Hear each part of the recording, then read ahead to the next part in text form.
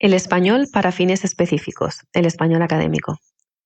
La demanda del español con fines profesionales ha ido creciendo en las últimas décadas debido a aspectos diversos como la globalización, un espacio de enseñanza superior cada vez más internacional, la apertura a nuevos mercados en las relaciones empresariales y un mundo donde la diversidad y transversalidad atraviesa todos los ámbitos de la vida, el ámbito social, el profesional, el académico o el cultural. Gómez Enterría realiza la siguiente delimitación de los ámbitos de especialidad didácticos, destacando, en primer lugar, el relacionado con la gestión empresarial y comercial, así como el relacionado con el ámbito de la gestión del turismo y del patrimonio cultural, español de los negocios y español del turismo. Estos ámbitos irían seguidos a una cierta distancia por el español de la medicina y la enfermería, es decir, el español de las ciencias de la salud, así como el español del ámbito del derecho, el español jurídico.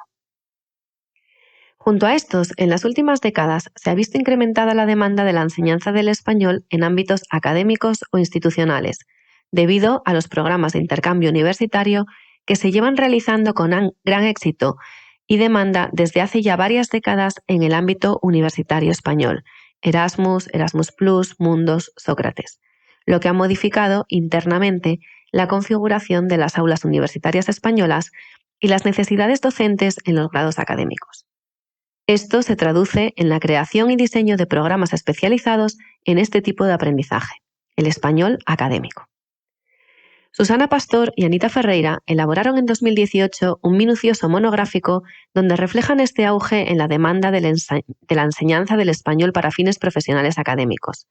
La cifra de estudiantes internacionales, cito, entre 2000 y 2010 pasó de 2 a 3,6 millones y aumentó por tanto un 80%.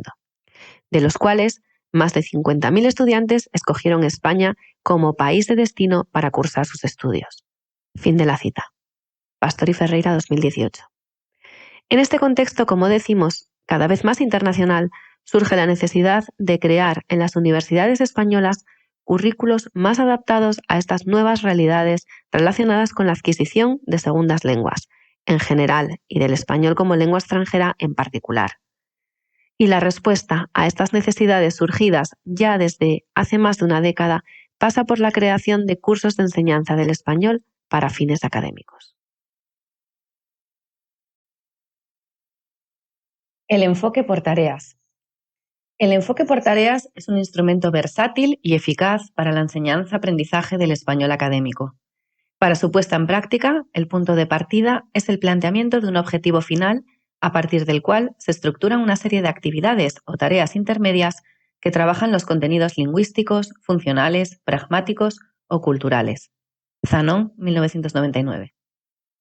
Para este autor, las tareas finales se pueden apoyar en unidades didácticas enfocadas a la consecución de un objetivo final, tarea final, el cual iría precedido de otra serie de actividades encaminadas a la consecución de esta tarea final. Se trataría de las tareas capacitadoras o posibilitadoras. La realización de tareas finales es un proceso complejo en el que intervienen diversas competencias que el alumnado debe poner en práctica: competencia lectora, competencia discursiva, competencia gramatical, etc. Las tareas, para ser eficaces, deben basarse en material genuino del ámbito profesional objeto de estudio. Para Littlewood, el profesor actúa como un conductor de la tarea en el proceso de realización por parte del alumnado y actuaría como diseñador de la misma en el momento previo al proceso de la realización, es decir, sobre él recae la misión de seleccionar los objetivos de la misma, adaptar los contenidos a los intereses y necesidades de la demanda del alumnado, adaptar el nivel de dificultad al nivel lingüístico general de la clase o de cada individuo en particular y adaptar la tarea a las competencias que se desee desarrollar en cada caso. Littlewood, 1966. A continuación, proponemos el siguiente modelo de tarea final oral, la conferencia. La tarea final que proponemos consiste en dar una conferencia hablando de una catástrofe natural del país de origen. Podría asociarse a una unidad didáctica sobre medio ambiente y catástrofes naturales o ir dirigida a un público target cuyos estudios sean máster en planificación y gestión de riesgos naturales. El nivel del alumnado sería entre un B2 y un C1. En el contenido de la conferencia se abordarán los antecedentes, las causas, los hechos sucedidos con aporte de datos y estadísticas, así como las consecuencias humanas para la fauna y la flora, medioambientales, económicas, entre otras, así como la situación actual y las fuentes bibliográficas. En cuanto a la estructura de la conferencia, sería la siguiente. Se comenzará la conferencia saludando al auditorio, presentándose brevemente e introduciendo el tema. En la tarea final se deben incluir los siguientes aspectos. El contenido tratará los temas y subtemas relacionados con las catástrofes naturales. Se especificarán, asimismo, las estructuras gramaticales que deben ponerse en práctica, generalmente serán las estudiadas en la unidad didáctica, aunque también pueden exigirse otras ya estudiadas anteriormente. Se especificarán igualmente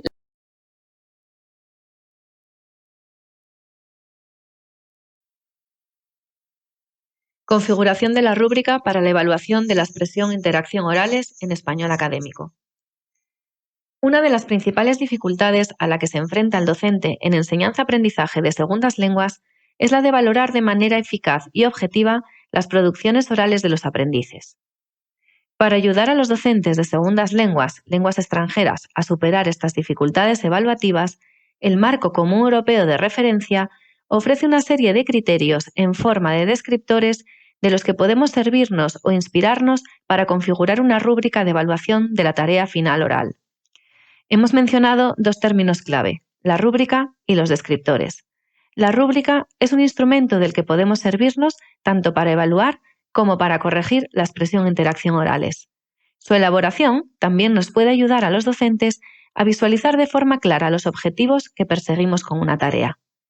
Es, asimismo, de gran utilidad para los aprendices, pues les permite comprender qué se espera de ellos mediante la realización de esta tarea, es decir, qué objetivos deben alcanzar, y esto les ayuda a orientar y enfocar mejor el estudio y la preparación del proyecto concreto.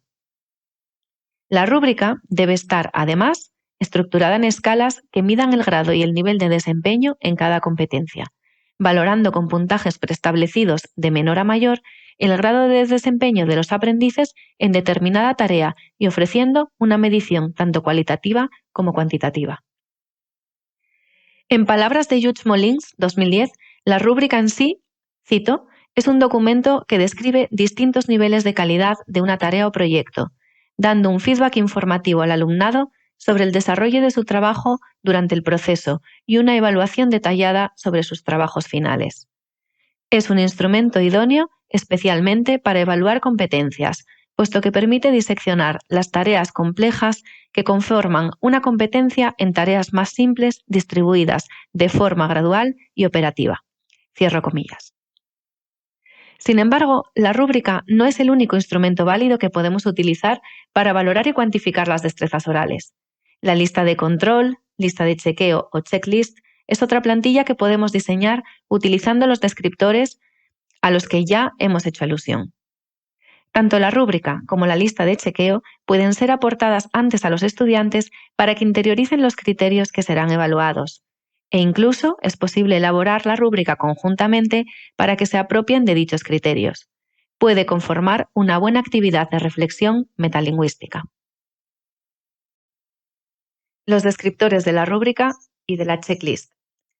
Como hemos mencionado, en el diseño de la rúbrica que empleemos para evaluar las destrezas orales en las tareas finales en español con fines académicos, es necesario valernos de una serie de descriptores. Se entiende por descriptor cada una de las explicaciones que se añade a las diferentes puntuaciones numéricas o verbales para aclarar el significado de un determinado juicio. La serie completa de todas ellas, de la más baja a la más alta, constituye una escala de calificación o evaluación. Para evaluar las tareas finales de expresión e interacción oral de español para fines académicos, podemos valernos de los descriptores enumerados en el Marco Común Europeo de Referencia para las Lenguas, adaptándolos a nuestras necesidades, o podemos asimismo diseñar nuestros propios descriptores tomando los anteriores como modelo. Del mismo modo, podemos servirnos de los detallados descriptores que ofrece el Plan Curricular del Instituto Cervantes en sus dos modelos de escalas de medición, la holística más globalizadora y la analítica mucho más específica. Tanto si seguimos un modelo como el otro, la rúbrica que diseñemos debe estar configurada por descriptores que contengan una enunciación clara y breve. Deben ser independientes y su formulación debe plantearse en términos positivos. Otro aspecto que debemos tener en cuenta en el diseño de nuestra rúbrica es seguir un sistema de escalonamiento multidimensional del marco, de modo que se puedan establecer relaciones más o menos directas entre el grado de dominio de las distintas categorías y el nivel global de competencia lingüística del aprendiz tras la ejecución de su tarea. Si se estudia la rúbrica conjuntamente en el aula, estos descriptores pueden servir de objetivos a conseguir por el aprendiz. Es por ello esencial incidir en la formulación positiva de los mismos, pues de otro modo se perdería el objetivo central de la evaluación, que no es otro que el de continuar con el proceso de enseñanza-aprendizaje. Por último, no debemos olvidar que, en el caso de que usemos una lista de verificación o checklist, los descriptores no estarían escalonados, sino que en este caso anotaríamos en el documento si un objetivo determinado se ha conseguido sin especificar el grado de desempeño en su consecución. La utilización de este tipo de herramienta quizás sea preferible para el inicio del curso, como forma de entrenamiento en este tipo de evaluación, puesto que mediante su uso los aprendices irán comprendiendo e interiorizando el contenido de los descriptores y estableciendo de este modo sus propios objetivos. Este sistema les permite detectar aquellos aspectos lingüísticos o extralingüísticos que necesitan reforzar. Además, este tipo de plantilla es igualmente útil si los aprendices la utilizan en las llamadas performance phase, es decir, cuando ensayan su tarea final y quieren determinar si han cumplido todos los objetivos. En este caso, recomendamos que el aprendiz se grabe y proceda posteriormente a aplicar la técnica del proof listening. En la fase de self-reflection o autoevaluación, aunque es probable que no pueda realizar un análisis exhaustivo de su nivel de ejecución, el aprendiz podrá determinar si ha cumplido o no determinado objetivo, cumplimentando la lista de verificación. Ejemplo de checklist. En el ejemplo de checklist o lista de verificación, en cambio, no hemos desglosado en escala los descriptores, sino que el modelo que seguimos es similar al del proyecto Can-Do de ALTE y que describe lo que el estudiante puede hacer en las distintas categorías en el nivel lingüístico en el que se halla.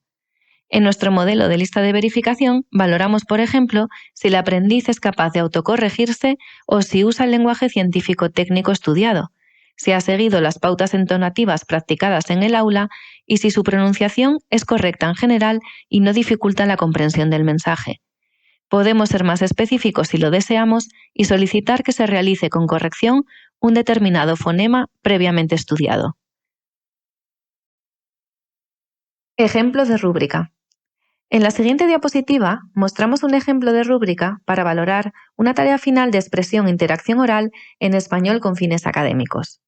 En él hemos desglosado en escala los aspectos relacionados con los criterios de adecuación y cohesión y coherencia. Para ello, hemos establecido los valores máximos y mínimos del descriptor, por lo que, dependiendo del grado de adecuación del contenido, le otorgaremos a este criterio un valor mínimo de 0,25 puntos sobre la puntuación total y un valor máximo de 1 punto. Se ha intentado que el descriptor contenga una formulación positiva, breve y sencilla.